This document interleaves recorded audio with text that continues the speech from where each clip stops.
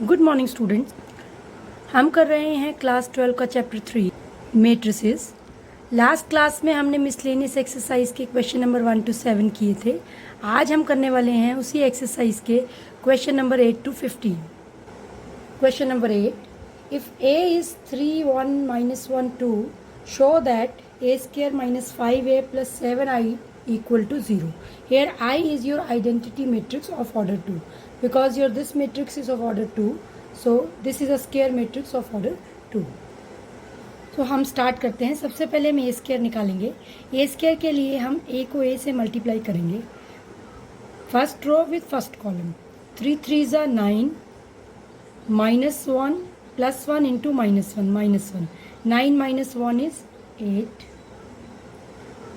3 1 ज़ा 3 प्लस 2 1 ज़ा 2, 5, -3 -2 -5 -1 +4 3। तो ये आपका आ गया ए स्क्वायर। अगर आपके पास ए क्यूब A4 हो तो आप वो भी पहले कैलकुलेट कर लें और उसके बाद ही अपनी एक्सप्रेशन स्टार्ट करें। So this is our left hand side, यहाँ A square A and I. So after substituting the values हमारे पास ये आ गया है। अब हम इनकी वैल्यूज कैलकुलेट करेंगे। 8 -5 इंटू 3 -15 प्लस 7 1 ज़ा 7। इसी तरह से बाकी सारे एक्सप्रेशंस के लिए कर लेंगे। तो हमारे पास इस तरह का एक्सप्रेशन आ गया है। अब यहाँ देखिए 8 -15 इज -7, -7 + 7 इज 0, -5 + 5 इज 0, यहाँ भी 0 और यहाँ 3 - 10 is -7 + 7 is 0। So this is your right hand side. Null matrix बन गई है हमारी। So this is your right hand side. Now question number 9। Now in this question you have to find x, और ये आपको गिवन एक्सप्रेशन है। आप पहले इस मैट्रिक्स को इस मैट्रिक्स से मल्टीप्लाई करेंगे, फिर इस जो रिजल्ट आएगा उसे इस मैट्रिक्स से, उसके बाद हम इस जीरो मैट्रिक्स को यूज़ करेंगे और ये जीरो मैट्रिक्स उसी ऑर्डर की बना लेंगे जिस ऑर्डर का हमारा यहाँ की मैट्रिक्स बनेगी। तो शुरू करते हैं मल्टीप्लाई। इस रो को, यहाँ सिर्फ एक ही रो है, फर्स्ट रो को फर्स्ट कॉलम से करते हैं। x into 1 x, -5 into 0 0, -1 into 2 2। First row को सेकेंड कॉलम से करते हैं। x 0 ज़ा 0, -5 इंटू 2 -10 एंड -1 इंटू 0 0। थर्ड से करते हैं x into 2 2x, -5 into 1 -5, -1 into 3 -3। ये आपकी आ गई रो मैट्रिक्स। अब ये आपकी मैट्रिक्स है, इसके साथ करते हैं हम इसे। एक रो और एक कॉलम है ना, 1 क्रॉस 3 और ये 3 क्रॉस 1, तो 1 क्रॉस 1 बनने वाली है। इसे हमने इससे मल्टीप्लाई किया तो ये आ गया x² -2x। फिर उसके बाद सेकेंड एलिमेंट को सेकेंड के साथ किया तो ये आ गया हमारा -40। इसे हमने इसके साथ किया 2x इंटू 1 2x, -5 -3 -8 हो गया -8। और ये जीरो मैट्रिक्स है, इसे भी हम 1 क्रॉस 1 ऑर्डर की बना लेते हैं क्योंकि ये 1 क्रॉस 1 ऑर्डर की है। अब यहाँ आपके पास आया x² -48 और इस तरफ आपके पास है जीरो मैट्रिक्स। इट एम्प्लाइज, क्योंकि मैट्रिसेस इक्वल है तो आपके एलिमेंट्स इक्वल हो जाएंगे। So x² -48 is 0, x is equal to √48 plus minus factors बनाइए, ये बन जाएगा 4√3। So this is the answer. आप क्वेश्चन देख सकते हैं। Question number 10, a manufacturer produces 3 products x, y and z which he sells in 2 markets. Annual sales are indicated below. ये आपको सेल दी गई है, ये आपको टेबल पहले पढ़ना आना चाहिए। मार्केट 1 में प्रोडक्ट x के 10,000 सेल है, 10,000 पीसेस उसके बिकते हैं, 2,000 y के बिकते हैं और z। ये आपके क्वेश्चन में नहीं लिखा है लेकिन हमें ये अंडरस्टूड करना है कि ये हमारे x के लिए, ये y के लिए और ये z के लिए है। तो ये हमारे 10,000 पीसेस x के मार्केट 1 में बिकते हैं और मार्केट 2 में इसके 6,000 बिकते हैं। इसी तरह से y की है और z की है। अब इस क्वेश्चन के 2 पार्ट्स हैं। फर्स्ट पार्ट है, if unit sale price of XYZ are ₹2.5 1.5, 1 respectively, find total revenue in each market with the help of matrix. Algebra. अब आपको ये बताना है कि मार्केट 1 में इसने टोटल कितना रेवेन्यू, मतलब टोटल सेल कितने की हुई है, और मार्केट 2 में इसकी टोटल सेल कितने की हुई है। सेकंड पार्ट हम बाद में देखते हैं। ये हमारा सेल प्राइस दिया हुआ है, मीन्स एक इसका यूनिट, एक पीस इसका 2.5 का बिकेगा, इसका 1.5 का और जेड का 1 रुपीज़ का सेल होगा। तो अगर हमें निकालना है कि टोटल कितने पैसे आए हैं उसके पास, तो वो होगा 10,000 into this, 2,000 into this, 18,000 into this. Simply आप निकाल सकते हैं, लेकिन मैट्रिक्स यूज़ करनी है तो पहले हम मैट्रिक्स फॉर्म में इसे लिखते हैं। तो देखिए सेल मैट्रिक्स इस तरह से लिखी जाएगी। इसे मैंने एस का नाम दे दिया है, market 1, market 2, x, y and z products. ये हमारी सेल मैट्रिक्स हो गई। अब हमें बनानी है प्राइस मैट्रिक्स। प्राइस मैट्रिक्स कैसी होगी? प्राइस मैट्रिक्स हम इसी तरह से बनाएंगे, जैसे ये इसकी एक रो में आपने एलिमेंट्स लिखे हैं, तो प्राइस मैट्रिक्स पी को हम बना लेते हैं इस तरह से। ये हमारा एक्स का प्राइस, ये वाई का प्राइस और ये हमारे जेड का प्राइस। तो 2.5, 1.5 एंड 1, इसे 1 लिख देते हैं, डेसिमल हटा देते हैं, डेसिमल की ज़रूरत है नहीं हमें ना। टोटल रेवेन्यू कैसे निकलेगा? टोटल रेवेन्यू निकलेगा सेल को हम प्राइस से मल्टीप्लाई करें। सो रेवेन्यू मैट्रिक्स को हम आर से रिप्रेजेंट करते हैं, आर एस इंटू पी। तो ये देखिए ये बन गई है। अब आप मल्टीप्लाई करेंगे फर्स्ट रो फर्स्ट कॉलम से। यहाँ एक ही कॉलम है, 10,000 इंटू 2.5, 2,000 इंटू 1.5, 18,000 इंटू 1। ये आप मल्टीप्लाई करेंगे और एक ही रो, एक ही एलिमेंट ये बनेगा। फिर सेकंड को सेकंड से करेंगे, 6,000 इंटू 2.5, 20,000 इंटू 1.5 प्लस 8,000 इंटू 1। तो इस तरह से आपके दो एलिमेंट बनेंगे। जब आप वैसे मल्टीप्लाई कर रहे हैं तो ध्यान रखिएगा एक्स की सेल एक्स के प्राइस के साथ मल्टीप्लाई होनी चाहिए। सम करेंगे इसका तो हमें 46,000 एंड 53,000 मिलेगा। Now what is this? This is revenue from market 1 and revenue from market 2। अब आपको ये अलग से लिखना है क्योंकि यही आपका क्वेश्चन था। Revenue from market 1 and revenue from market 2।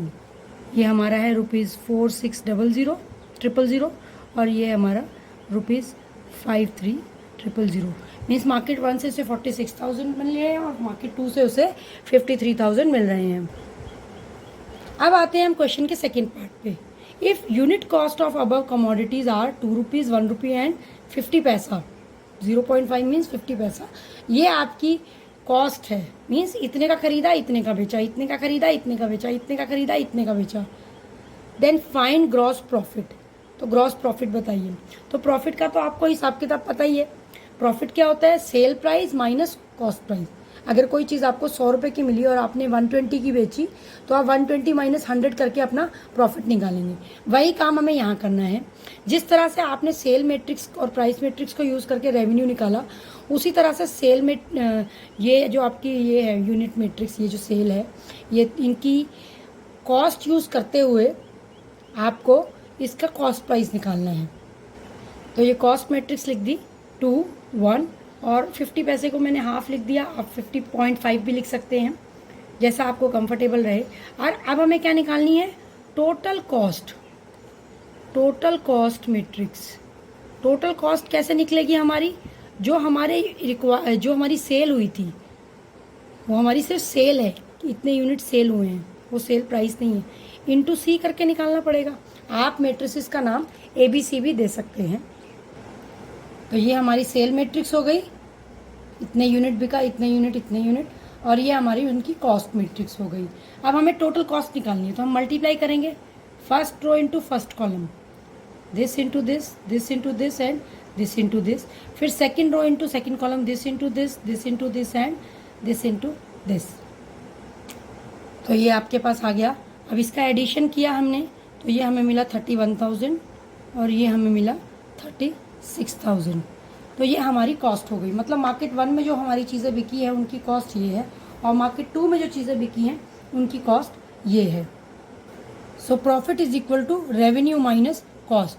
तो यहाँ हम अपना रेवेन्यू लिख देंगे और यहाँ हम अपनी कॉस्ट लिख देंगे। कॉस्ट आई है हमारी ये, रेवेन्यू हमने फर्स्ट पार्ट में निकाला था, ये था हमारा 46,000 और ये था हमारा 53,000। अब इन्हें हमने माइनस किया तो यहाँ तो ये बन रहा है हमारा 15,000 और ये हमारा बन रहा है 17,000। अब ये दोनों अलग अलग करने हैं हमें, ये मार्केट 1 से है, ये मार्केट 2 से है। So profit from market 1 is 15,000 and profit from market 2 is 17,000। Now question number 11. We are given x into this matrix is equal to this matrix. Find x. आपको x निकालना है। तो आप देखिए, हम x को अज्यूम करेंगे। अज्यूम करने से पहले हम ये देखेंगे x का ऑर्डर क्या होगा। This is a matrix of order 2x3। This is a matrix of order 2x3। तो इसके अकॉर्डिंग x की मैट्रिक्स जो भी मैट्रिक्स है उसका ऑर्डर डैश क्रॉस 3 होगा, 2 होगा, क्योंकि ये और ये एलिमेंट सेम होने चाहिए। अब आंसर क्योंकि आता है आपके पास लास्ट में ये वाला और ये वाला, तो यहाँ से 2 बचा है, तो x का ऑर्डर होगा 2x2। So clearly x is a 2x2 matrix. Let us assume x equal to A, B, C and D। ये हमने मान लिया x को, तो ये हमने x की वैल्यू पुट कर दी। अब हम इसे मल्टीप्लाई करते हैं। तो देखिए a into 1 a plus 4b, इस रो को इस कॉलम से करेंगे तो 2a प्लस 5b, इस रो को इस कॉलम से करेंगे 3a प्लस 6c, फिर इस रो को इस कॉलम से करेंगे c प्लस 4d, इस रो को इस कॉलम से करेंगे 2c प्लस 5d, और इस रो को इस कॉलम से करेंगे तो ये हो गया 3c plus 6d। Now we will compare elements. a11 element is equal to a11 element, a12 element a12 के, इस तरह से आपके पास 6 इक्वेशंस आ जाएंगी। तो कंपेयर करके आपके पास इस तरह की इक्वेशंस बन जाएंगी। 2 वेरिएबल निकालने के लिए 2 इक्वेशंस की ज़रूरत होती है। सो ए बी निकालने के लिए मैंने ये 2 इक्वेशन सेलेक्ट कर ली और सी डी निकालने के लिए ये 2 सेलेक्ट कर ली। आप कैसे भी कर सकते हैं, किन्हीं भी 2 इक्वेशंस को लेके आप प्रोसीड कर सकते हैं। अब देखिए, आप करने का तरीका आपका अपना है। जैसे मैंने इसे -2 से मल्टीप्लाई किया और यहाँ लिखा दोनों इक्वेशंस को, -2a plus -8d is equal to 14, और ये सेकेंड इक्वेशन ले ली मैंने 2 plus 5b is equal to -8। मैंने क्या किया है, -2 इंटू 1 प्लस इक्वेशन नंबर 2। ठीक है, ये एक कैलकुलेशन मैंने करी है। तो आप इसको अब ऐड करेंगे। ऐड किया आपने तो ये आ गया -3b is equal to 6 and b is equal to -2, b equal to -2। इसी तरह से अब आप b की वैल्यू यहाँ पुट कर देंगे तो आपको a मिल जाएगा। a plus 4 times b is equal to -7, so a is equal to -7 plus a b c d आ चुके हैं। तो आपका x आ गया 1 -2 2 and 0। Question number 12, if a and b are square matrices of same order such that ab is equal to ba, then prove by induction a b raised to n is equal to b raised to n a. Further prove ab raised to n equal to a raised to n into b raised to n for all n belonging to n. अब question में ही दिया हुआ है कि आपको induction से prove करना है, तो हम अपना फर्स्ट स्टेप लिखते हैं। So put n equal to 1 put करने पे हमारे पास आ गया a b रेस टू 1 और यहाँ आ गया b raise to 1 into a, which is true, क्योंकि ऐसा तो क्वेश्चन में ही दिया हुआ है हमें ऊपर। So result is true for n equal to 1। Now step 2, let us assume that the result is true for n equal to k, which means ab raised to k is equal to b raised to k into a. Now step 3, we have to prove that the result is true for k plus 1. Means a into b raised to k plus 1 is equal to b raised to k plus 1 into a. आपको ये prove करना है और इसके लिए हम अपने second step की हेल्प लेंगे। So we will start with our left hand side. Left hand side में हमारे पास क्या है, a into B raise to k plus 1। तो यहाँ हम इसे लिख लेंगे a into B raise to K into B, ये लिख लिया हमने। और अब इसे हम इस तरह से लिखेंगे। From step 2 this can be written as B raise to K into A. Matrix multiplication क्योंकि एसोसिएटिव होती है तो आप ए इंटू बी लिख सकते हैं। अब आपके क्वेश्चन में गिवन है A B is equal to B A, तो आपने इसे ऐसे लिख लिया। जब आपने फिर से एसोसिएटिव प्रॉपर्टी यूज़ करी और इसे ऐसे लिखा तो ये बन गया B raise to K plus 1 into A which is your right hand side. Therefore result is true for n equal to K plus 1 and by PMI result is true for all small n belonging to capital N। अब देखिए इसका second part, prove that A B raise to n is equal to A raise to n। अब हम इसका proof शुरू करते हैं। Step 1 करते हैं, पुट n इक्वल टू 1। तो हमारे पास आ गया A B equal to A B, ये तो गिवन है हमें। सो हमारा रिजल्ट n इक्वल टू 1 के लिए प्रूव हो गया। Now let us assume that the result is true for n equal to K. उससे हमें मिला a raise to K A B K equal to a raise to K into b raise to K. Now we have to prove the result for k plus 1। तो हमें prove करना है A B raise to K plus 1 is equal to A raise to K plus 1 into B raise to K plus 1। हम अपनी left hand side से start करेंगे। So left side हमारी ये है, ये बन गई हमारी A B raise to K into A B. Now from step 2 देखिए A B raise to K is A raise to K B raise to K, तो ये बन गया हमारा A raise to K B raise to K into A B, जिसे हम लिख सकते हैं इस तरह से। क्योंकि मैट्रिक्स एसोसिएटिव होती हैं मल्टीप्लिकेशन के लिए, तो हम इसे इस तरह से लिख सकते हैं। फ्रॉम 1 आपने 1 में प्रूव किया है B raise to K A की value A into B raise to K होती है। फर्स्ट पार्ट में हमने यही प्रूव किया था, A B raise to N is equal to B raise to N into A. तो हमने ये वैल्यू ये वाली पुट कर ली यहाँ। Now again associative law use करते हुए बी इकट्ठे कर लेंगे हम और ए को एक साथ कर देंगे, तो ये आ गया A raise to K plus 1 और ये हो गया हमारा B raise to K plus 1। Now result is true for K plus 1। By PMI result is true for all natural number n। तो इस तरह से हमारा सेकेंड पार्ट भी प्रूव हो गया। Question number 13, it is an MCQ। आपको दिया हुआ ए स्क्वायर इक्वल टू आई और इनमें से क्या ट्रू है आपको प्रूव करना है। तो हम A square equal to I को first row into first column, first row into second column, इस तरह से मल्टीप्लिकेशन हम इसकी करेंगे। तो आपके पास ये आ गया। देखिए अब ये तो 0 हो रहा है, ये भी 0 हो रहा है, हमारे पास ये बचा, ये दोनों सेम है। तो हमारे पास जो इक्वेशन आ रही है वो है alpha square plus beta gamma equal to 1। अब आप देखिए इनमें से कौन सा एक्सप्रेशन इसके साथ मैच करता है। अगर आप 1 को यहाँ लाते हैं तो ये -1 होगा, है ना, लेकिन सभी में 1 आगे लगा हुआ है, तो 1 को हम 1 को उसी तरफ रखते हैं, बाकियों को उस तरफ शिफ्ट कर लेते हैं। Minus alpha square minus beta gamma, ये तो हमारा कौन सा एक्सप्रेशन है जो इससे मैच कर रहा है, वो है हमारा C part.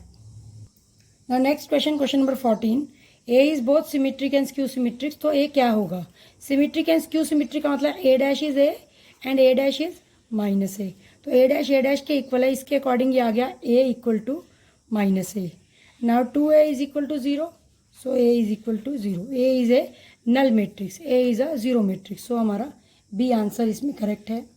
Now last question, A is a square matrix such that A square is A.